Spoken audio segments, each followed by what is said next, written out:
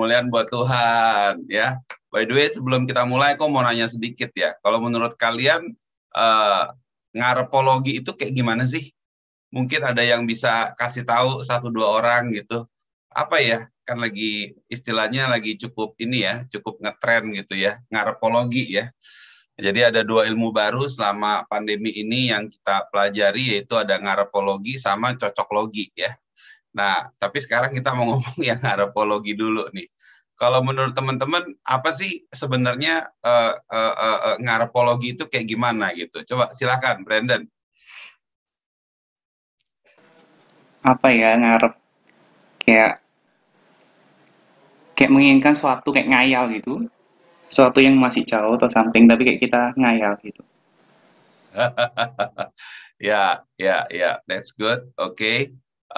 Mungkin satu lagi, Angela bisa sharing. Menurut kamu ngarepologi itu kayak gimana sih?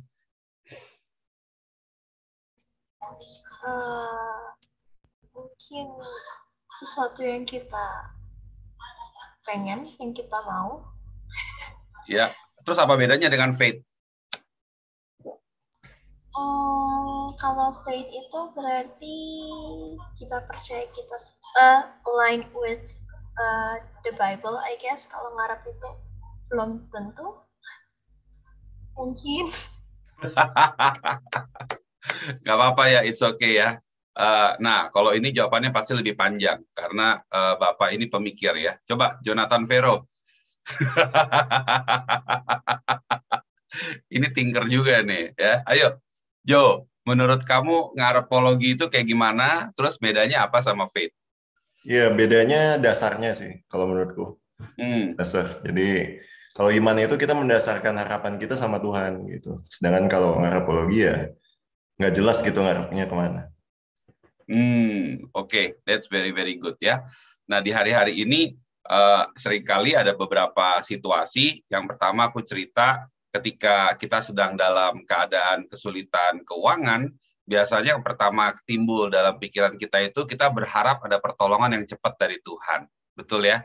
Nah, kita semua pengennya, rindunya gimana? Tuhan langsung transfer sejumlah uang tertentu masuk ke dalam rekening BCA kita. Setuju? Yang setuju boleh kasih emoticon, betul? Ya, kita suka ya Tuhan yang seperti itu ya. Dan kalau kita berharap seperti itu, berarti kita sudah masuk ke dalam ilmu ngarepologi. Kenapa? Karena kalau Tuhan cara kerjanya dia membypass sistem daripada manusia, maka yang terjadi nanti akan terjadi kekacauan di BI. Karena kesian accounting di sana, nggak pernah bisa balance dia punya rekening. Selalu ada yang beda-beda gitu ya. Aku pernah ketemu dengan seorang gembala yang dia cerita bahwa suatu ketika dia lagi sedang dalam pembangunan gereja, lalu kurang sekian puluh juta, dan dia berdoa gitu, Tuhan kirimkan dana. Dan miraculously tiba-tiba dana tersebut keluar ada di rekening dia. Ini beneran, serius, nggak bercanda. Ini beneran nyampe. Jumlahnya bisa pas sekian puluh juta seperti yang dia mau. Dia berdoa kembali mengucap syukur sama Tuhan, lalu kemudian dia cash out ya uangnya dari ATM, lalu dia pergi belanjain keperluan-keperluan, beli cat, beli semen dan sebagainya gitu. Lalu kemudian begitu beberapa hari kemudian dia dihubungin oleh pihak bank dan diminta untuk mengembalikan. Karena ternyata peraturannya itu kalau ada dana yang masuk yang kamu nggak tahu dari mana, itu harus kalau ada kesalahan sistem gitu ya, kamu harus melaporkan. Ya, kamu harus melaporkan, dan justru kita harus betul-betul yang mengecek mungkin double sampai triple gitu. Nah, kemudian gembala ini begitu sedihnya gitu kan. Ini kenapa Tuhan? Why gitu ya? Why this is happen to me katanya? Apakah ini aku kurang berdoa ya? Apakah aku terlalu cepat bergembira ya? Apakah seharusnya aku? Jadi begitu banyak pertanyaan dan begitu banyak hal yang keluar dari pikirannya ya. Nah, atas dasar kisah itulah makanya hari ini kita mau belajar faith versus ngarepologi ya. Dan tadi kita udah sama-sama belajar memang ketika kita sedang berharap gitu ya, selalu ada pikiran-pikiran yang inginnya instan gitu loh. Nah, tetapi for your information, iman yang Tuhan berikan kepada kita itu kagak sifatnya instan. Dan I cannot imagine kalau cara kerja Tuhan sembarangan transfer kayak gitu ya, apalagi rekeningnya bisa tiba-tiba ada uang, seperti kayak Tuhan ngambil dulu dari Santa Claus gitu atau dari mana gitu. No, menurutku mungkin nggak seperti itu cara kerjanya ya. Karena Tuhan juga menghargai sistem yang manusia juga buat, buktinya dia juga menciptakan kita segambar dan serupa dengan dia. Ya, nah yang menarik adalah teman-teman sekalian, hari ini kita akan mempelajari dari sudut pandang sisi faith. Kenapa kita akan masuk ke dalam seri daripada iman ini? Ada beberapa sisi dan kalau hari ini kita mulai belajar sisi yang pertama, nanti kita akan pelajari juga ada berbagai dimensi ya. Kita semua excited, siapkan untuk kertas, siapkan juga untuk pulpen, bisa dicatat karena banyak yang akan kita pelajari. Ketika aku menyusun hal ini pun juga banyak hal banget yang aku dibukakan. Ya, karena itu kita siap-siap, kita mau belajar bersama, dan sebelumnya kita mau masuk di dalam doa, kita minta Roh Kudus yang juga menerangkan dan mencerahkan selama sesi ini berlangsung. Ya, Bapa di surga, kami mengucap syukur kalau pada kesempatan malam hari ini kami boleh berkumpul, kami mau belajar untuk bisa memiliki pemahaman pengertian antara faith dengan ngarpologi. Tuhan, hamba berdoa biar setiap kami yang ada di tempat ini, Tuhan juga boleh tuntun, dan setiap daripada kebutuhan kami, biar kiranya ketika firman Tuhan ditabur, kami boleh mendapat jawaban bagi kehidupan kami. Kami mengucap syukur, Kau adalah Allah yang besar, Roh Kudus, this is your session. In Jesus' name we pray. Amin. Wow, luar biasa. We are saved by grace through faith in Christ Jesus, and not by our own efforts or works. Ya, Efesus 2 ayat 8 dan 9, bahwa kita diselamatkan by the grace through faith. Ya, nah ini ada kata-kata through faith. Untuk supaya kita mengerti dan memahami dari awal, sebetulnya kalau kita bicara tentang faith ini ya, itu artinya adalah kita seharusnya bergantung sepenuhnya kepada Tuhan.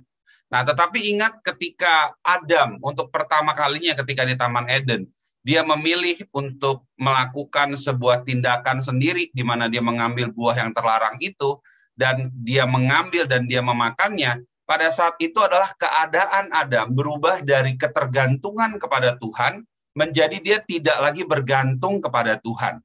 Ya, karena itu kita mendapatkan sebuah pemahaman bahwa faith itu artinya adalah merupakan reaksi ketaatan yang aktif terhadap apa yang Tuhan katakan. Jadi berarti faith itu kita perlu taat. Faith itu kita butuh aktif atau action. Dan faith itu berarti kita mendengarkan perkataan dari Tuhan. Nah, ternyata tiga hal ini adalah merupakan tiga komponen yang utama. Ya, jadi berarti faith adalah suatu bentuk reaksi, ya, ketaatan yang aktif terhadap apa yang Tuhan katakan. Nah, berarti kalau seperti itu, selama ini kita pikir faith itu sepertinya kesannya it's a passive word. Betul? Siapa yang setuju?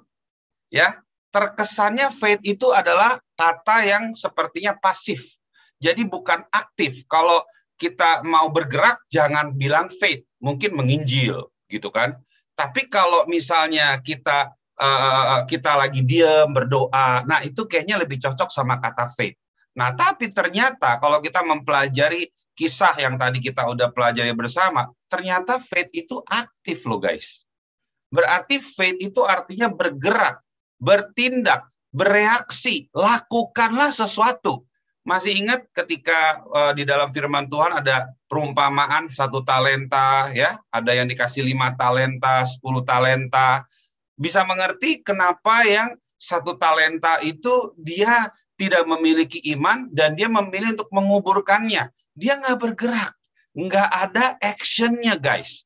Tidak ada cara, tidak ada hal yang dia lakukan untuk supaya dia melakukan, mengusahakan sesuatu. Nah, jadi ternyata memang faith ini butuh ya, sangat butuh untuk kita pun juga bisa bergerak, guys. Lakukan sesuatu, do something. So it's not only faith, but it's actually an active faith. Ya, kalau kita lagi pengen mau diet gitu ya, kita nggak bisa cuman oke, aku beriman, aku kurus in Jesus name, ting gitu kan, nggak bisa gitu. Tapi you have to do something, you have to cut your carbohydrate gitu kan, mesti stopin karbohidratnya, nggak bisa banyak-banyak lagi gitu kan. Nah kalau misalnya kamu pengen dietnya berhasil, berarti mungkin nggak boleh fast food lagi, mesti ganti ke healthy food. Nah ini loh, maksudnya berarti we have to do something. Apapun yang Tuhan saat-saat ini bicara kepada setiap kita, kalau kita tidak melakukan sesuatu, ya baik keadaanmu sedang baik, baik keadaanmu sedang kurang baik, itu berarti bukan faith. Oke? Nah, ini menarik banget ya. Berarti faith itu apa? Iman ya, yang memutuskan kita percaya dan yakin kepada Tuhan. Makanya dalam Ibrani 11 ayat yang ke-1 dikatakan keren banget gini. Iman artinya merasa yakin apa yang akan kita harapkan, dan iman yang berarti mengetahui sesuatu yang benar walaupun kita nggak ngelihat. Berarti it's a decision. Berarti kita mesti memutuskan apakah kita mau percaya dan yakin kepada Tuhan. Seperti tadi Jose juga membagikan ceritanya, aku sangat diberkati banget gitu ya. By the way, aku nggak tahu bahwa ternyata sampai segitunya. Ini kayaknya udah berapa minggu kesaksiannya tentang EG gitu, dan ya puji Tuhan ya, aku bersyukur kita semua mulai dari yang paling nggak gampang gitu. Nggak cuman kamu Jose, minggu lalu juga Mona gitu ya. Tapi kita semua, kita semua, we're trying to do the best to manage whatever vision yang Tuhan juga udah kasih ke kita. Dan ternyata nggak gampang gitu ya. Dan itu adalah sebuah iman. Yang Jose lakukan adalah dia tetap mendaftar, Bapak Ibu sekalian, teman-teman sekalian. Walaupun dia dalam keadaan yang mungkin sudah kepepet ya. Makanya bagus juga buat kita nanti kalau ada kesempatan, boleh ya di bioskop lagi ada film yang kalau kalian mau mengenal lebih dalam kebudayaannya Kak Mona gitu ya. Mau ngebayangin kira-kira rumahnya Mona kayak gimana ya. Kalau kalian ngerti maksud aku, silahkanlah tonton di bioskop-bioskop terdekat sebelum filmnya udah nggak ada ya. Di situ bagus banget, dan setelah nonton kalian boleh ngobrol-ngobrol sama Kak Mona, bisa jadi konsultan untuk tour and guide. Di situ makanan kelihatan, pemandangan kelihatan, bahkan mau acara pemberkatan juga ada, komplit di situ semuanya ada ya. Makanya kadang kita kalau back lagi, kadang kalau misalnya kita melakukan tindakan iman, itu kadang kita agak sedikit ngeri-ngeri gitu loh. Tapi percayalah bahwa iman yang kita maksud ini, kita perlu suatu keputusan. Ya, coba sama-sama yuk kita katakan bersama-sama keputusan. Boleh nggak kita pencet open microphone sama-sama, terus sama-sama nanti aku hitung 1, 2, 3, kita sama-sama katakan iman itu keputusan. Ya, sama-sama ya. Iman itu keputusan. Yuk, open microphone dulu. Aku belum melihat semuanya open microphone nih. Kita mau sama-sama deklarasikan kepada manusia roh kita yang ada di dalam, ya, bahwa ternyata saya mau memutuskan. Iman itu keputusan, bukannya ngarep gitu ya. Oke, 1, 2, 3. Iman itu adalah keputusan. Ya, sekali lagi ya, 1, 2, 3. Iman itu adalah keputusan. Satu kali lagi, iman itu adalah keputusan. Terima kasih, berikan kemuliaan bagi Tuhan. Luar biasa ya teman-teman di tempat ini. Woohoo! I cannot imagine myself being in somewhere else rather than here, tempat di mana apinya bergerak, begitu seru banget. Tadi waktu aku sempat teleponan ada DNA bareng sama Tian, sama Kelvin, sama Jo. Aku bilang kita di Pastori kayaknya udah sesi 4 nih. Kita dari pagi selalu ada something. God is actually really working every day through a different type gitu ya. Caranya beda, tapi Tuhan bekerja dengan begitu luar biasa ya. So it's amazing. Dan itu adalah juga merupakan suatu bentuk iman ya. Iman itu adalah sebuah keputusan, dan kita bertindak mengikuti keputusan yang sudah kita buat. Jadi sekali kamu memutuskan kamu sudah beriman, there is no way back. Ya, jangan mundur lagi. Berarti itu adalah sudah mulai shifting dari self trust kepada God trust. Ya, dari yang tadinya self trust kita udah berubah menjadi kepada God trust. Makanya kita harus stop trusting ourselves and start trusting Him. Ada amin? Kita stop dari sumber yang terbatas, ya, orang-orang atau mungkin tabungan atau mungkin resource yang terbatas, dan kita sudah mulai mengalah menuju kepada arah yang tidak terbatas atau unlimited source. Itu adalah faith, guys, ya. Itu adalah faith, ya. Dan pertanyaannya sekarang begini, terus bagaimana supaya kita bisa bertambah-tambah imannya? Gimana caranya supaya iman-iman kita bisa bertambah, ya? Aku akan memperkenalkan sebuah istilah baru yang kita sebut sebagai gudang memori pengetahuan, ya. Jadi ternyata di dalam diri kita ada yang disebut dengan gudang memori pengetahuan. Gudang memori pengetahuan ini hanya terdiri dari dua macam bentuk. Yang pertama yang kita sebut sebagai hikmat apa? Dunia, dan yang kedua hikmat Allah, ya. Jadi ada dua macam. Kok bisa ada dua, Pes? Selama ini aku pikir satu. Ya, kadang kalau kita baca kecepatan bisa ke-skip. Tapi kalau kita baca pelanan dikit, kita akan lebih jelas, ya. Aku akan kasih lihat dasarnya di mana. Hikmat dunia, ya. Yakobus 3 ayat 15, 1 Korintus 1 ayat 20 dikatakan, itu bukanlah hikmat yang datang dari atas, tetapi dari dunia, hikmat dunia, dari nafsu manusia, dari setan-setan. Ternyata pemikiran yang hebat-hebat juga bisa berasal dari nafsu manusia. Makanya mungkin untuk beberapa kelompok tertentu lebih bagus nafsumu besar, karena itu bisa menjadikan kamu berhikmat, ya. Dan ini ayatnya loh, ngeri juga ya, gitu kan. Dan lebih serem lagi apa? Setan-setan. Makanya nggak aneh kalau Indonesia termasuk kita negara yang cukup banyak sekali area ini, gitu ya. Kita dari I don't know dari pulau Sumatera mungkin sampai ke Papua, gitu ya. Semua suku dan bangsa punya kepercayaannya, gitu ya. Dan itu menarik banget gitu. Nah, tetapi 1 Korintus 1 ayat 20 berkata apa? Di manakah orang yang berhikmat? Di manakah ahli Taurat? Di manakah pembantah dari dunia itu? Bukankah Allah telah membuat hikmat dunia ini menjadi kebodohan, ya? Dan diulang di dalam 1 Korintus 3 ayat 19a, karena hikmat dunia ini adalah kebodohan. Let me tell you how the wisdom of earthly, ya, earthly wisdom ini bekerja. Bekerjanya biasanya melalui 7 proses ini. Yang pertama terjadi sebuah fenomena. Ya, contohnya misalnya fenomenanya tiba-tiba ikan di laut pada mati semuanya. Lalu mulai masuk informasi, ya, fenomena terjadi lalu ada informasi.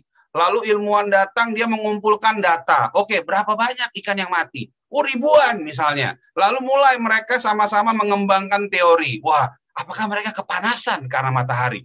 Bentar, bukannya di laut udah panas dari dulu ya? Waduh, kenapa bisa begitu? Nah, itu teori gitu ya. Jadi mereka mulai bikin teori. Oh, apakah karena kali ini mataharinya ketutupan sama awan? Loh, apa hubungannya? Kan di bawah laut juga gelap gitu kan. Waduh, nggak tahu deh. Pokoknya teori-teori. Lalu akhirnya mereka cocok. Ting! Oh, ternyata yang membuat para ikan ini mati adalah karena terjadinya polusi gitu ya. Oh, ada polusi ternyata. Dari mana nih? Dari kapal-kapal negara tertentu yang buang toksiknya di laut. Oh, pantes ikannya pada mati. Masuklah knowledge, ya kan? Ada pengetahuan. Nah, dari pengetahuan ini disimpan, dibukukan. Makanya itu menjadi sebuah pengalaman. Nah, dari pengalaman, makanya berubah menjadi hikmat dunia. Nggak aneh, makanya kalau orang zaman dulu bilang gini, anak-anak, teman-teman, Bapak Ibu sekalian, kalau mau berhasil, perlu banyak nanya orang tua. Karena orang tua itu lebih berhikmat. Nah, padahal maksud hikmatnya dia adalah apa? Pengalamannya udah banyak, gitu loh. Nah, prosesnya sudah sering sekali terjadi di area sini. Makanya dia jadi lebih tahu. Nah, ini adalah hikmat dunia. Oke? Nah, hikmat dunia beda dengan hikmat daripada Allah. Ya, hikmat daripada Allah dikatakan di sini, inilah yang kami megahkan, yaitu bahwa suara hati kami memberi kesaksian kepada kami bahwa hidup kami di dunia ini, khususnya dalam hubungan kami dengan kamu, dikuasai ketulusan dan kemurnian dari Allah. Nah, ini yang penting. Bukan oleh hikmat duniawi, tetapi oleh kekuatan kasih karunia Allah. Keren banget kan? Ternyata hikmat Allah itu grace loh. Hikmat Allah itu kasih karunia, berarti merupakan sebuah apa? itu adalah pewahyuan. Itu memang diberikan. Makanya dikatakan dalam Yakobus 3:17-18, kalian nanti bisa baca sendiri, ada di sini, hikmat itu ternyata it's so many different aspect gitu loh. Dan ternyata pewahyuan itulah yang membuat kita bisa menjadi orang-orang yang menambah atau mungkin menambah lebih baik lagi dunia ini, ya. Itulah ternyata yang dilakukan oleh orang-orang yang selama ini mereka menjadi para peneliti, para ilmuwan. Itu yang dilakukan oleh Kopernikus, itu yang dilakukan oleh Galileo, itu yang dilakukan oleh Kepler, Newton, Blaise Pascal, Robert Boyle, Louis Pasteur, ya, William Harvey, Pierre Gassendi, ya, juga ada Francis Collins, ada begitu banyak banget para ilmuwan mereka yang mendapatkan pewahyuan. Ya, salah satu contoh di dalam bukunya Francis Collins ketika dia lagi sedang menyelidiki, ternyata dia baru tahu bahwa di dalam tubuh kita ini, ya, seluruh tubuh kita ini terikat oleh perkataan, oleh kata. Jadi di dalam diri kita ini adalah terdiri dari rangkaian kata yang panjangnya bisa sampai 200-300 kata gitu loh. Dan it's so long ada di dalam tubuh kita. Nah, ternyata ketika ditemukan antara sains dengan juga kebenaran firman Tuhan itu berjalan secara paralel. Itulah dunia yang juga dibangun di atas orang-orang, para peneliti yang mendapatkan hikmat daripada Allah itu sendiri. Keren banget, ya. Nah, inilah gudangnya. Makanya kadang kita bisa mendapatkan gudang memori pengetahuan kita itu dari dua sumber. Dari hikmat dunia ada, tapi dari hikmat Allah juga ada. Nah, cuma kita perlu tahu nih, yang mana yang itu betul-betul kita mau tambahkan di dalam kehidupan kita. Ya. Nah, dari mana kita bisa lebih banyak beriman? Ya, pengetahuannya mesti ditambah.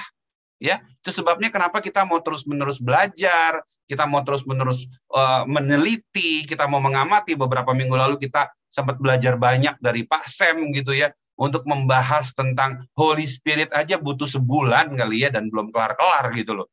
Puji Tuhan dipertemukan sama anaknya ini, Jonathan, pada waktu di McDonald malam-malam. Dan salah satu yang keren apa? Kita udah lagi malam-malam jam berapa tuh? Aku lupa, jam 10:30 kali ya, 10:30 malam gitu kan. Terus, Pes lagi apa, Pes? Kita lagi mendalami firman Tuhan. I'm in, katanya I'm in. Langsung tarik bangku, duduk, kita belajar bareng. Ya, nah itu adalah salah satu tanda-tanda bahwa hikmat Allah itu sedang akan bekerja dalam kehidupan kita. Kita mau terus-menerus belajar. Jangan menutup diri, kita harus buka hati kita harus mudah dikoreksi, dan kita mau terus-menerus senantiasa belajar. Oke? Nah, kita masuk ke dalam suatu pembahasan juga yang cukup menarik sekali, the realities of active faith. Ya. Nah, untuk kita memahami bahwa hikmat ini jangan sampai lari daripada pakemnya. Pakemnya itu ya ini. Ini adalah merupakan jalurnya. Ya. Ini adalah merupakan tempatnya. Nggak boleh keluar dari patron atau nggak boleh keluar dari pola ini. Oke, ada amin? Ini adalah jalurnya. Ya, sama-sama kita katakan jalur. 1, 2, 3. Jalur. Ya, oke, sekali lagi ya. Sama-sama kita katakan jalur. 1, 2, 3. Jalur. Ini adalah jalurnya. Jadi kamu nggak bisa memperkatakan faith kalau di luar daripada jalur ini, teman-teman sekalian. Ya, jalurnya kayak gimana sih? Yang pertama, sifat Allah yang sejati. Boleh ada yang membantu aku membacakan Ibrani 6 ayat yang ke-13. Dengan cepat, silahkan. Apakah bisa ada yang membantu betul-betul membacakan Ibrani 6 ayat yang ke-13? Can you help me? Siapapun, open your microphone dengan cepat, silahkan. Oke, sebab ketika Allah memberikan janjinya kepada Abraham, ia bersumpah demi dirinya sendiri karena tidak ada orang yang lebih tinggi daripadanya. Yes, dia bersumpah kepada dirinya sendiri. Dan apa yang dia katakan di sini? Maleakhi 3, Yakobus 1 ayat 17 berkata, aku tidak akan berubah. Dia tidak akan berubah. Selama-lamanya dia tidak akan berubah. Ya, jadi berarti apapun yang kita baca, sifatnya adalah tetap. Kalau firman Tuhan berkata, jangan takut dan jangan khawatir, berarti itu bukan hanya berlaku pada waktu zaman peperangan. Kita hari ini lagi baca ya, ada Hizkia, ada macam-macam ya. Hari ini Amsalnya menarik tuh ya, tentang penghasilan. Buat orang-orang yang mau belajar tentang pemasukan hari ini, ya, firman Tuhan di Amsal ada kasih pesan tertentu, ya. Silahkan nanti boleh dibahas di DNA masing-masing. Nah, tetapi dikatakan di sini bahwa dia tidak akan berubah, aku tidak akan berubah. Lalu apalagi? Dia tidak akan gagal, ya. Dia tidak pernah gagal. Tidak ada rencana-rencana Tuhan yang gagal. Ayub 42 ayat 2, 1 Tawarik 28 ayat 20. Apalagi dia tidak berbohong, dia tidak berdusta. Tolong ada yang bisa membacakan Titus 1 ayat yang kedua, ya. Allah kita Allah yang tidak berbohong, Allah kita adalah Allah yang tidak berdusta. Silakan Titus 1 ayat yang kedua. Dan berdasarkan pengharapan akan hidup yang kekal yang sebelum permulaan zaman sudah dijanjikan oleh Allah yang tidak berdusta. Allah yang tidak berdusta. Jadi ketika kita membaca kebenaran firman Tuhan, kita seharusnya memiliki sikap hati yang betul-betul ini akan terjadi dalam kehidupan kita. Ya, ini adalah pandangan yang pertama, sifat Allah yang sejati. Kita akan secepatnya pindah ke yang kedua, penebusan Kristus. Silakan ada yang membacakan Ibrani 12 ayat yang kedua. Silakan. Marilah kita melakukannya dengan mata yang tertuju kepada Yesus, Yes. yang membawa kita dalam iman dan yang membawa iman kita itu kepada kesempurnaan, yang dengan mengabaikan kehinaan tekun memikul salib ganti sukacita yang disediakan bagi Dia, yang sekarang duduk di sebelah kanan tahta Allah.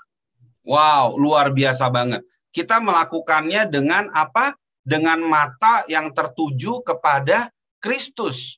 Ternyata waktu kita mau beriman, kita punya mata mesti fokus kepada Kristus loh guys. Kenapa? Coba dibacakan lagi Natasha.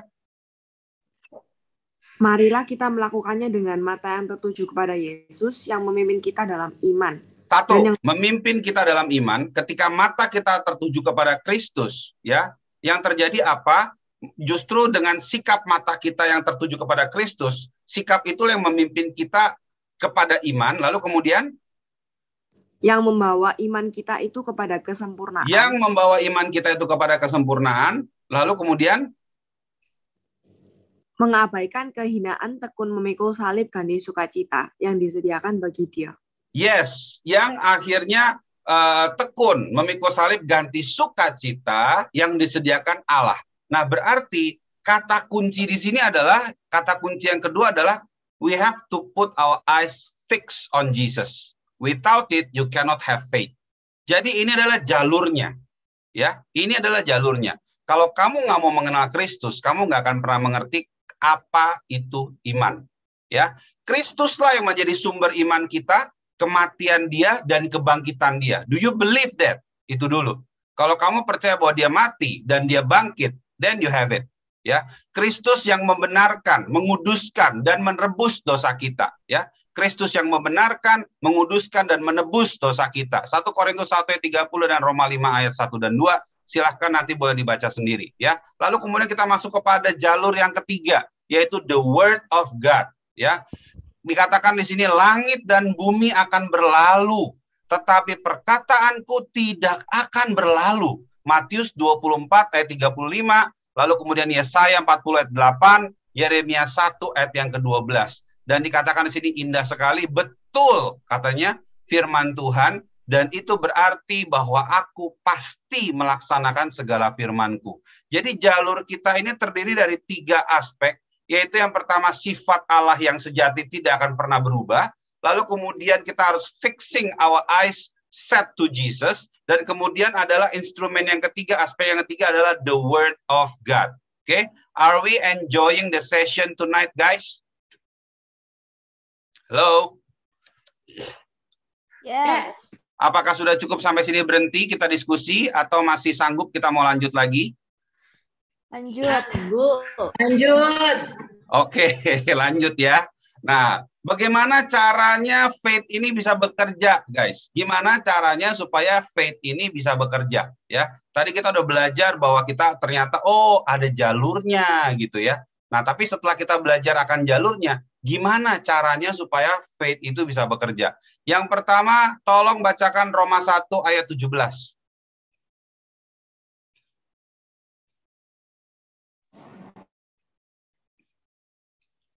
Silahkan teman-teman sekalian, karena ternyata dimulai dari pemberian akan iman. So the faith has been given to you personally, one by one, each one of us. Silakan. Roma 1 ayat 17. Sebab di dalamnya nyata kebenaran Allah yang bertolak dari iman dan memimpin kepada iman. Seperti ada tertulis, orang benar akan hidup oleh iman. Dahsyat. Sekali lagi silakan dibacakan. Sebab di dalamnya nyata kebenaran Allah yang bertolak dari iman dan memimpin kepada iman. Seperti ada tertulis, orang benar akan hidup oleh iman. Yes, dan di dalam bahasa Inggrisnya dia bilang gini, the righteous of God revealed from faith to faith. As it is written, they just shall live by faith. Keren banget kan? Jadi kayak kalau di dalam bahasa Inggris gini loh, kayak kebenaran Allah, ya, kebenaran Allah akan dibukakan dari perjalanan satu faith kepada faith yang lain. Dan you know what? Forget it about it. Dia bilang ini, why don't we do it? This is just more better. Dia bilang ini, that ya, they just shall live by faith. Keren kan? Jadi kayak ya udah kita semua hidupnya oleh karena iman aja, gimana? Ya, jadi dari sifatnya kita memimpin daripada satu iman kepada iman yang lain, dan kenapa nggak kita hidup dari iman aja secara penuh gitu loh? God has given us that faith. Dan itu sudah ada di dalam diri kita. Don't look anywhere. Jangan ngelihat pastor kamu. Don't look me. Jangan ngelihat kepada rohaniawan di sebelah kamu. Jangan ngelihat kepada orang-orang tertentu yang mungkin bisa menyembuhkan seseorang atau mungkin bisa lakukan sesuatu. No. Lihat di dalam hatimu. Faith sudah ada di situ. Ya, bukan ibu faith ya. Tetapi faith yang sebenarnya. Oke, lalu kemudian Roma 10 ayat 17. Faith comes from a word from God. Ya, iman timbul dari pendengaran dan pendengaran akan firman Tuhan. Ya, lalu kemudian apa lagi? Ketaatan. Ya, obedience to the word. Ya, Yakobus 2 ayat yang ke-17.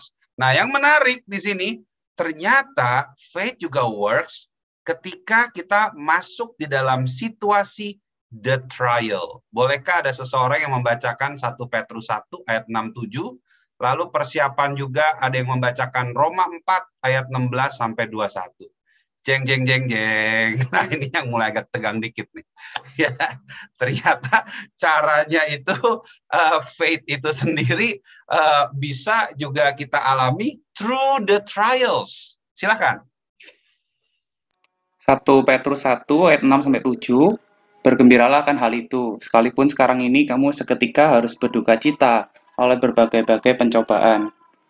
Maksud semuanya itu ialah untuk membuktikan kemurnian imanmu yang jauh lebih tinggi nilainya daripada emas yang fana, yang diuji kemurniannya dengan api, sehingga kamu memperoleh puji-pujian dan kemuliaan dan kehormatan pada hari Yesus Kristus menyatakan dirinya. Ayo dong kita berikan kemuliaan bagi Tuhan. Diujinya pakai api, men. Keren banget ya sih. Dibakar habis loh semua. Ngerti nggak? Tapi kenapa sampai pakai api? Karena emas yang mulia keluar dari hasil pembakaran. Ya enggak? Karena itu kita semua emas yang mulia yang paling murni. Ada amin nggak? Gue lihat mukanya pada tegang semua langsung. Ayo, teman-teman yang masih belum buka kamera, aku undang mendingan ikutan sama kita buka kamera bareng ya. Karena begitu buka kamera kayaknya urapannya beda langsung ya. Jadi memang ternyata mesti ngelewatin pembakaran itu guys. The trial ya. Waktu kita ngomong tadi dari awal ya, kita bicara God gives us faith. Amin. Faith come from the word of God. Haleluya. Masih dapat lah ya. Obedience. Oke lah obedience. Begitu the trial. Aha. Gitu. Langsung beda ya. Silakan, ada lagi yang membacakan dari Roma 4 ayat 16 sampai 21. Silakan.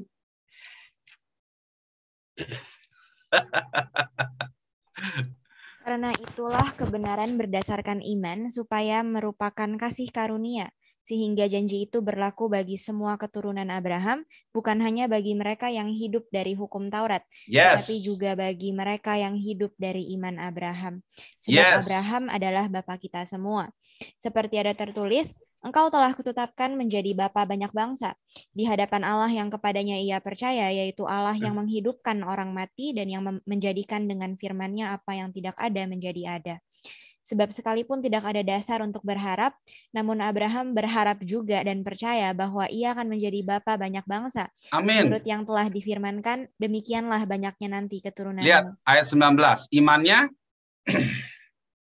tidak menjadi lemah, walaupun ia mengetahui bahwa tubuhnya sudah sangat lemah, karena usianya telah kira-kira 100 tahun, dan bahwa rahim Sarah telah tertutup. Oke, ayat 20 kita baca bareng-bareng. Yuk kita open mic sama-sama. Pembelajaran kita hari ini about faith. Our goal tonight is for you to enjoy the faith that God has given to you. Ya, sama-sama kita open mic, kita mau baca sama-sama ayat yang ke-20 dan juga ayat yang ke-21. Boleh? Yuk aku undang kita semua yang memungkinkan buka mikrofonnya, lalu kita mau sama-sama baca ayat yang ke-20, 21. It's okay sometimes to be loud a little bit. I think we can accept that gitu ya. It's okay. Oke, sama-sama. 1, 2, 3. Tetapi terhadap janji Allah tidak bimbang karena ketidakpercayaan, malah ia diperkuat dalam imannya dan ia memuliakan Allah dengan penuh keyakinan bahwa Allah berkuasa untuk melaksanakan apa yang telah Dia janjikan. Kasih kemuliaan bagi Tuhan. What a great God. Keren banget gak sih? Wah, keren banget gak sih? Ternyata usia tidak membuat iman seseorang itu lebih lemah. Bahkan fisik orang itu boleh umurnya 100 tahun. Tetapi iman orang itu mungkin baru 10 tahun aja. Gitu loh. Masih powerful, masih baru gitu loh maksudnya ya. Nah ternyata dengan penuh keyakinan bahwa Allah berkuasa. Jadi kita mau belajar sama-sama. Melewati proses yang mungkin nggak enak dalam kehidupan kita. Mungkin sebagian dari kita lagi proses di area usaha, mungkin sebagian kita lagi diproses di area mungkin masa depan, mungkin ketidakyakinan kita akan hal-hal tertentu dalam kehidupan kita. It doesn't really matter gitu loh. Karena faith itu seharusnya tidak ada hubungannya dan faith itu tidak ada ketergantungannya terhadap situasi yang ada. Tetapi faith itu sendiri akan semakin justru dibuktikan dan ini adalah hal yang kelima, hasilnya adalah apa? Victory. Ya, silakan ada yang membacakan Yakobus 1 ayat 2 dan 4. Bolehkah ada yang membacakan Yakobus 1? Ya, silakan langsung.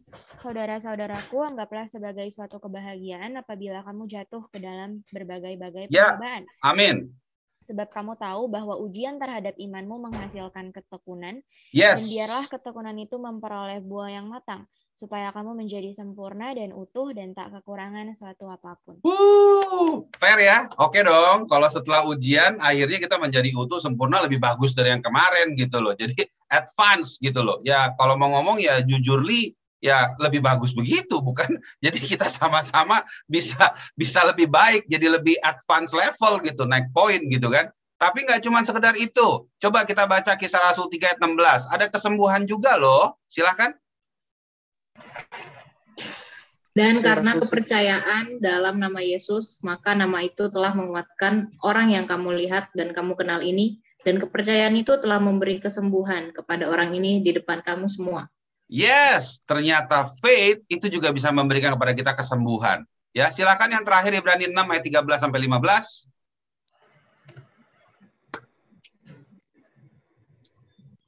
Sebab ketika Allah memberikan janjinya kepada Abraham, Dia bersumpah demi dirinya sendiri, karena tidak ada orang yang lebih tinggi daripadanya.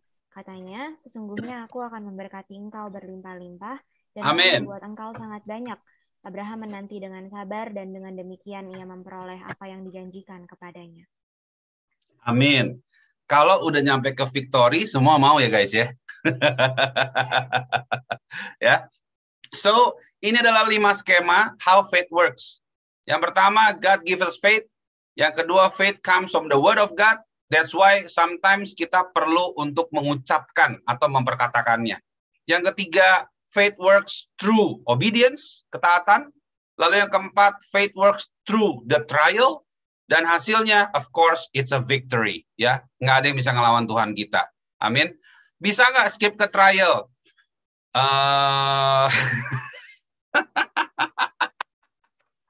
Nggak bisa. Bisa nggak skip yang trial? Nggak bisa, guys. Kenapa? Justru dibakar di situ tadi. Justru dibakar supaya betul-betul murni banget hasilnya. Ya. Nah, tapi you know what? Sometimes ketika sometimes gini loh, ketika kita melakukan ini semua, kadang ada hal-hal yang justru berasal dari diri kita, yang sebetulnya nggak perlu ada dalam diri kita, tapi itu sudah tersimpan di dalam pikiran bawah sadar kita, dan sehingga respon otomatis kita ini jadi kurang pas. Nah, makanya kita mau belajar juga ada respon otomatis yang perlu dihindari. Yang pertama, membesar-besarkan masalah.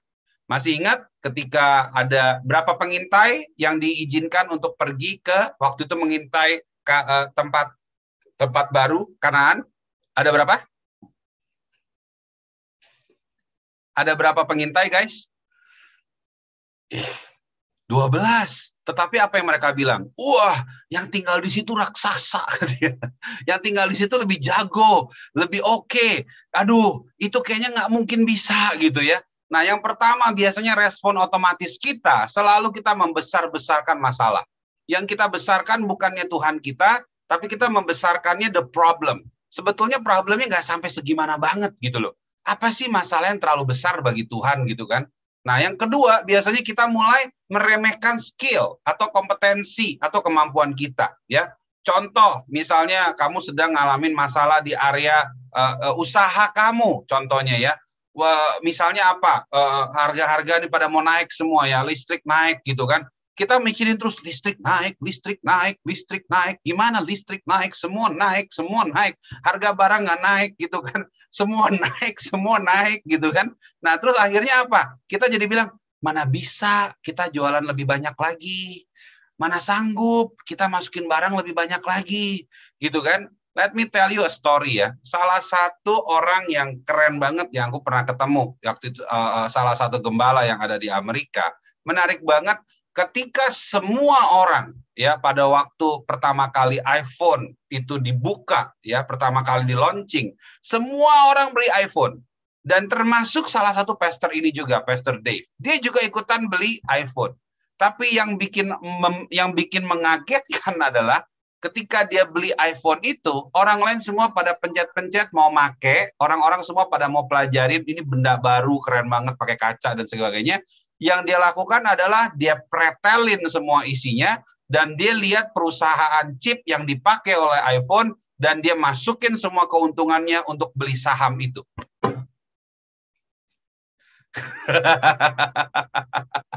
Dan bukan rahasia umum, beberapa hari setelah launchingnya Apple, di seluruh dunia semuanya demam. Dan akhirnya itu mengakibatkan ada lonjakan-lonjakan harga tertentu. You know what? Sometimes kamu jangan meremehkan skill kamu. Kadang kamu jangan meremehkan kemampuan kamu. Kamu jangan menjadi orang yang hilang tiba-tiba. Yang sudah ada dalam diri kamu akan tetap ada kok. Nggak akan bisa tiba-tiba jadi hilang. Kalau kamu orang yang kreatif, akan selalu ada kesempatan-kesempatan yang baru dalam hidup kita. Kenapa mesti takut dengan 1 kali cobaan, 2 kali cobaan? Emangnya kita hidup hanya berdasarkan cuma 1-2 barang. Produk boleh berganti karena kreativitas itulah yang menggantikan produk. Ya, kreativitas itu stay. Ya, lalu yang ketiga, biasanya setelah membesar-besarkan masalah, ngomongnya masalah terus. Lalu kemudian meremehkan ya kompetensi kita, jadi nggak bisa ngelihat diri kita bisa. Kita ngelihat diri kita jadi nggak bisa. Yang ketiga, menjadi takut dan nggak berani. Betul? Akhirnya kita, aduh udah deh, jangan apa-apa deh. Ya, contoh ya, mungkin pada waktu itu kalau misalnya para pembuat handphone, mereka ngikutin langkahnya si Pastor Dave gitu ya, mereka nggak takut dan mereka tetap berani gitu. Mungkin mereka juga akan kepikiran hal yang sama lah, mereka juga pabrik handphone gitu kan, kenapa mesti orang lain yang mikir kayak begini? Ini kan sesuatu yang umum gitu kan. Nah, kemudian timbulnya apa? Mengasihani diri ya. Kita sebut bahasa Inggrisnya apa? Pity party. ya, self pity party. Jadi kita kumpulin beberapa orang, lalu kita nangis bersama-sama, menangisi kegagalan kita. Tuhan, kenapa ini terjadi? Aku nggak kepikiran, Tuhan. Lu kepikiran nggak? Iya sama. Ya kan? Sama. Self pity. Semuanya keluar. Yuk kita have a pity party. Orang-orang bikin apa namanya? Kalau kita happiness party gitu ya, kita sama-sama bikin party yang happy. Ini sama-sama kita ngumpulin orang, sama-sama mengasihani diri. Gue gagal, lu iya sama, gue juga. Kacau hidup gue, masa depan gue nggak jelas. Lu gimana? Lebih parah dari lu, gitu kan? Aduh, pity party. Dan terakhir yang membuat ini menjadi sempurna, yaitu kita menyerah dan menyalahkan Tuhan. Selalu yang disalahkan adalah Tuhan, adalah gereja Tuhan, adalah komunitas Tuhan, adalah kerohanian karena paling nggak kelihatan. Ya, dan ini adalah respon otomatis kita gitu loh. Ya nggak sih? Coba. Am I preaching right? Bener nggak?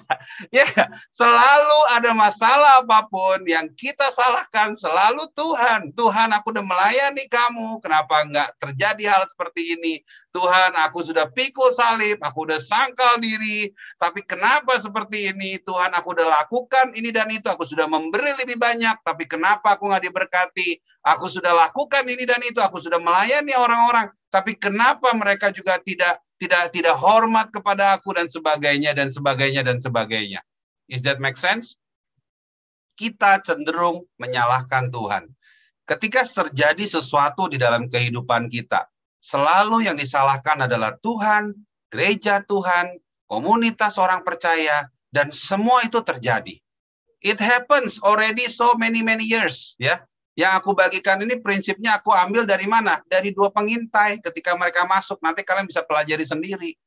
Dan pada akhirnya mereka menyalahkan Tuhan. Orang Israel sampai hari ini juga masih nyalahin Tuhan ya, tadi di atas-atas ya. Kalau yang baca renungan ini, Tuhan, kenapa gitu kan? Selalu masih menyalahkan, padahal udah tahu dia yang salah gitu kan. Tapi dia masih sukanya nyalahin Tuhan gitu. It just happen over and all over again. Selalu seperti itu. Ya. Apakah kita mau berubah daripada respon otomatis ini? Belajar dewasa artinya ambil tanggung jawab. Saya gagal, titik. Dan saya mau bangkit. Saya mau belajar. Bukannya, ya ini gara-gara kemarin gue nggak kepikiran tuh. Mestinya gue produknya salah ini. Gue nggak kepikiran tuh. Mesti belinya lebih lama sedikit. Harusnya gue belinya. Aduh, beda beli murah-murah dikit nggak bakal bikin kita gimana kok.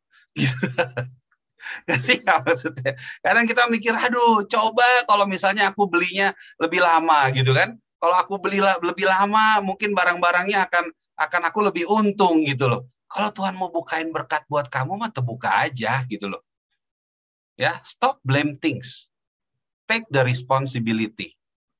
Stop menyalahkan orang, menyalahkan barang, menyalahkan situasi, dan dalam hal ini yang aku paling pelajari sering sekali menyalahkan Tuhan. Stop, ambil kamu punya tanggung jawab. Kamu bilang bahwa yes, I am fail, aku gagal. Tetapi aku percaya bahwa kasih karunia Tuhan tetap menyertai aku. Pemeliharaan Tuhan tetap menyertai aku. Bangkit, cuci muka setelah itu. Pakai baju terbaik kamu. Jalan-jalan lagi ke mall. Jangan bikin pesta baru. Ya, ini katanya ada lagu baru ya. I don't know ya, never sing it gitu ya. Tapi katanya ada lagu baru. Ini adalah respon otomatis yang perlu kita hindari. Ya. Buat teman-teman yang ada di sini, tempat ini, bareng-bareng kita udah belajar banyak ya. Stop blaming God. Ya, stop blamingin the house of God. Stop blaming the people of God. When God deals something to you, itu artinya God wants to deal that things with you. Tuhan bisa pakai barang, Tuhan bisa pakai orang, Tuhan bisa pakai situasi.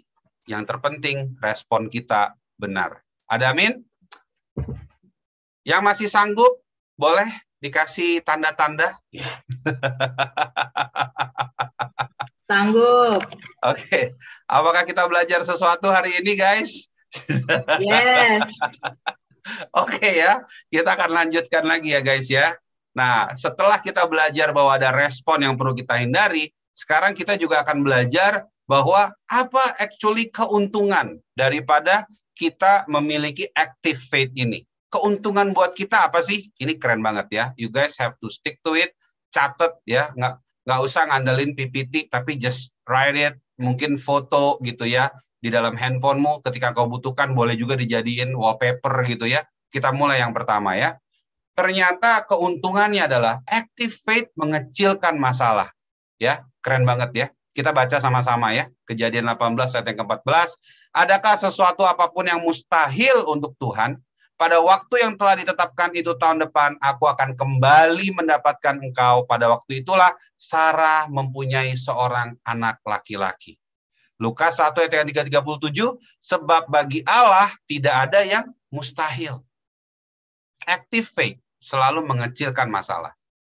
Respon otomatis kita selalu membesarkan masalah. Lucu ya? First step-nya semua sama-sama mirip. Ya, jadi, where do you stand? Ya, where do you stand ya? Living with faith or no faith? Ada amin? Yuk sama-sama kita kecilin masalah yang ada di sekitar kita ya, dan kita tunjukin seberapa gedenya iman kita buat dia. Sebab bagi Tuhan tidak ada yang mustahil. Faith ya move miracles. Berapa banyak dari kita yang udah sering baca ratusan kali mungkin katanya kalau engkau berkata kepada gunung itu pindah, dia akan pindah gitu ya. Kalau engkau berkata pergi ke sana, maka akan pergi ke sana. Ya, kita percaya bahwa faith atau iman itu menggerakkan mukjizat.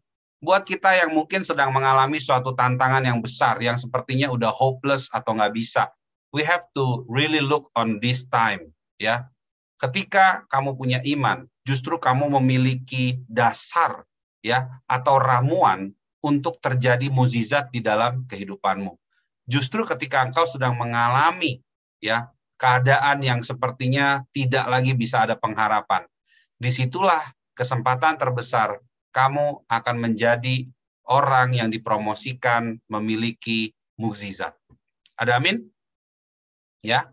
Dan sebaliknya, Matius 13 ayat 58. And he did not do many miracles because they are lack of faith. See? No miracles can be performed if you are lacking of faith. Yang mana yang kamu pilih?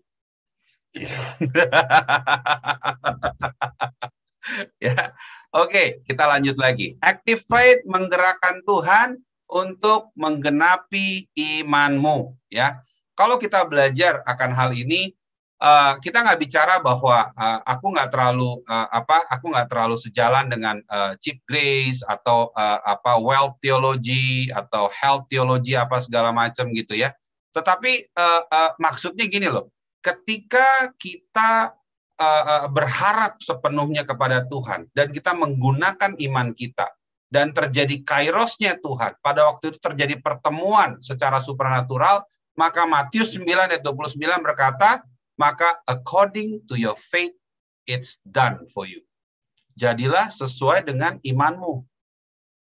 Justru keuntungan buat kita bisa memiliki active faith ini adalah kita bisa ya berjalan selaras dan kita bisa berdoa, kita bisa mendoakan. Makanya doakan orang. Makanya kalian jangan terlalu menganggap femcel atau DNA itu biasa aja gitu. Ketika 2-3 orang berkumpul bersama-sama, ya ada siapa yang sakit, kamu doain, jadi. Kamu bilang mau sembuh, jadi. Ya, kita udah sering banget waktu di China, aduh beneran, this is really true. Ketika ada orang-orang yang waktu itu mencari pekerjaan, kita tanya dulu, lu mau gaji berapa? 5.000? 4.000? Oke, bener, serius. Oke, kita doain. Ketika kita doain ya, di dalam femcel, di dalam DNA, teman-teman yang belum ada femcel dan DNA aku dorong untuk hubungi Caitlin, untuk boleh mendaftarkan diri Anda kepada DNA, karena di dalam DNA ini, firman ini jadi. Yang sedang kita lihat saat ini jadi. Ya, ketika kita berdoakan, kamu mau 5.000 benar? Oke, kita doakan. Di dalam nama Yesus, ya, bla bla bla, Tuhan izinkan terjadi. Kita bersama-sama. You know what? Beneran tiba-tiba dipanggil. Aku udah ngomong dari awal. Bro, kita doakan bersama, kemungkinan kamu dipanggil nih, masuk ya. Ini nggak tahu, belum ada perusahaan pada waktu itu, nggak tahu. Tetapi keputusan untuk kamu memperbaiki diri dan tetap ada di dalam, itu keputusan kamu loh. Ya, karena kita bukan bosnya, gitu kan. Ketika kita mendoakan dia masuk pekerjaan, dia dapat gaji 5.000, dan waktu itu besar banget gitu ya. Dan ketika dia ada di sana, dia disuruh mulai kerja. Tapi ternyata 3 bulan aja guys. Kenapa? Setelah masa percobaan dia keluar dari situ. Beberapa dari kita udah pada ketawa, pasti tahu orangnya siapa. Ya, tapi kita rahasiakan ya. Nah, itu terjadi. Dan bukan terjadi sama satu orang ini aja. Terjadi sudah dalam beberapa orang. DNA is a very powerful items gitu loh. It's a very powerful form. Itu adalah bentuk yang paling powerful banget. Kamu bersepakat di situ, betul menjadikan apa yang kamu inginkan, kamu doakan bersama. Dan kalau memang itu kehendak Tuhan, ya Tuhan minta percepat Tuhan. Kalau Tuhan izinkan, itu bisa dikasih kepada kita.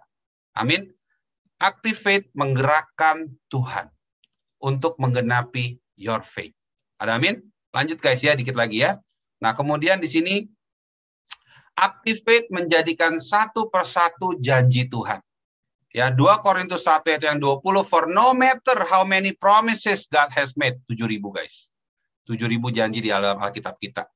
Tuhan seperti memberikan kepadamu buku, ini adalah cek ya. Ini adalah cek ya, yang nggak ditulis. Ini adalah cek kosong yang diberikan kepada kamu, dan tugas kamu cuma nulis mau jumlah berapa, kamu sobek, kamu uangin.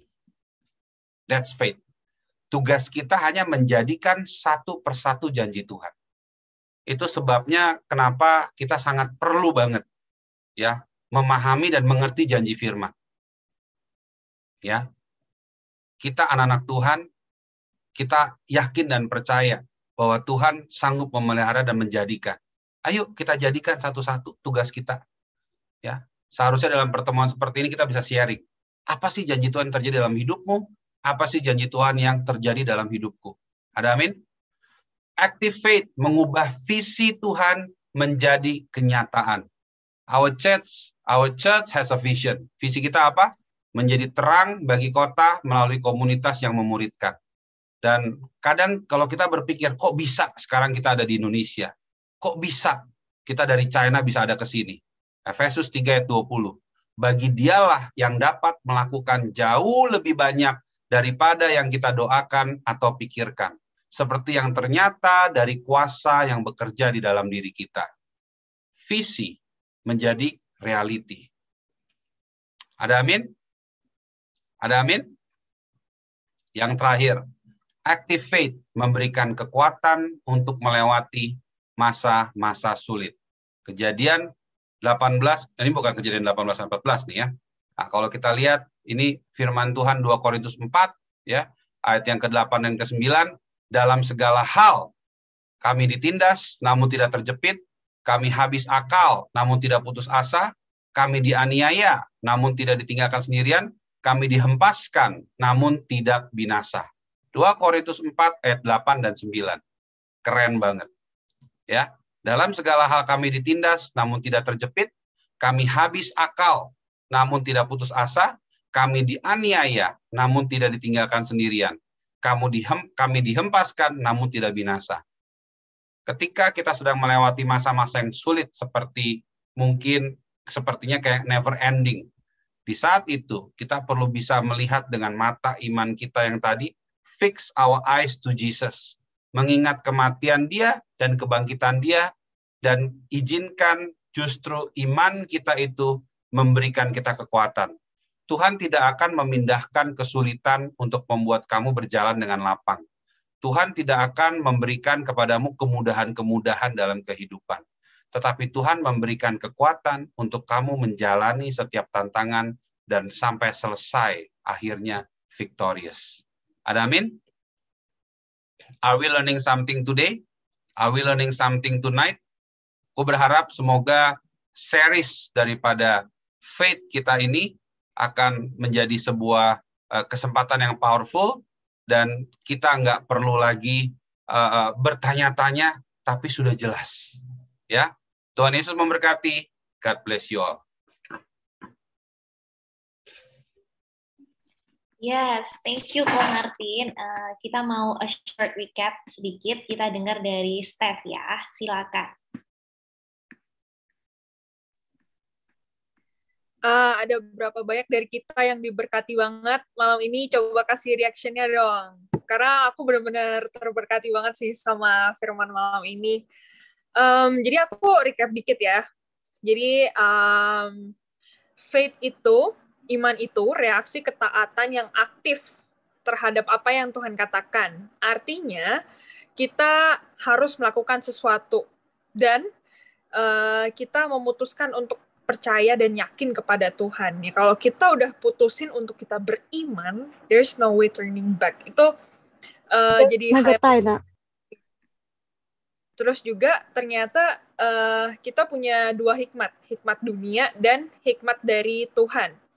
Kalau hikmat dari dunia itu pertama-pertama terjadi sebuah fenomena, terus mengumpulkan informasi, lanjutnya mengembangkan data, terus bikin teori, terus ada pengetahuan, terus menjadi pengalaman. Nah, itu hikmat dunia. Tapi, kalau hikmat yang dari Allah, itu dikuasai oleh ketulusan, kemurahan yang dari Tuhan, bukan oleh hikmat duniawi, tetapi oleh kekuatan kasih karunia Tuhan.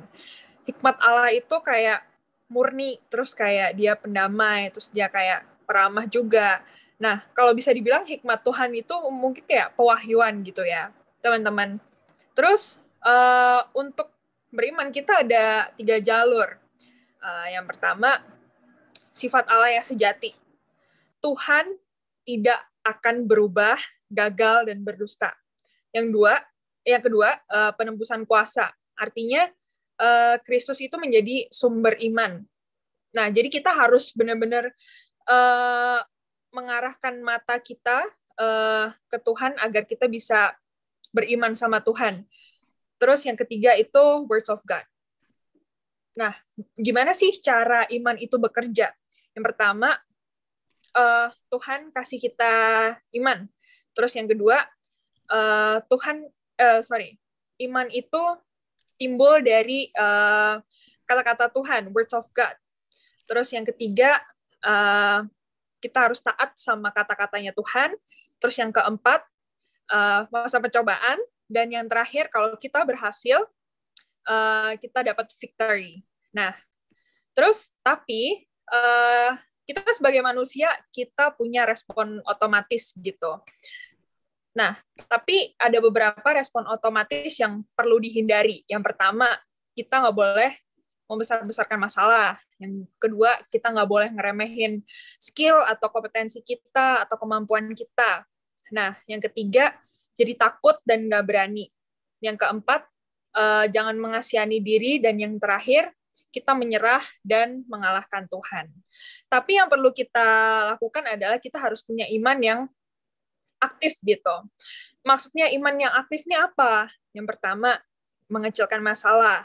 Yang kedua, menggerakkan mukjizat. Yang ketiga, menggerakkan Tuhan untuk menggenapi iman kita. Yang keempat, menjadikan satu persatu janji Tuhan. Dan yang keempat, mengubah visi menjadi kenyataan. Dan yang terakhir, memberikan kekuatan untuk melewati masa-masa sulit kita. Nah, jadi teman-teman udah jelas ya perbedaan iman dan ngarepologi. Nah, jadi itu yang bisa aku sampaikan malam ini. So, ya, aku kasih ke Elita. Yes, thank you ya, Steph, buat rangkumannya. Kita ada beberapa pertanyaan, Niko. Shalom BCC Family, semoga setiap dari kita terberkati melalui firman yang baru saja kita dengar. Firman Tuhan berkata, berbahagialah orang yang mendengarkan dan menaati firman Allah. So, yuk kita mau praktek firman hari ini dalam kehidupan kita sehari-hari. Aku mau encourage untuk kita sama-sama follow Instagram account dan YouTube account dari BCC agar setiap dari kita boleh terus diperlengkapi dan bertumbuh menjadi semakin serupa dengan Kristus. Buat teman-teman yang membutuhkan dukungan doa, konseling, maupun komunitas untuk bertumbuh, jangan tunda-tunda lagi ya. Langsung DM ke Instagram account kita atau melalui alamat email yang tertera. See you again very soon. Tuhan Yesus memberkati.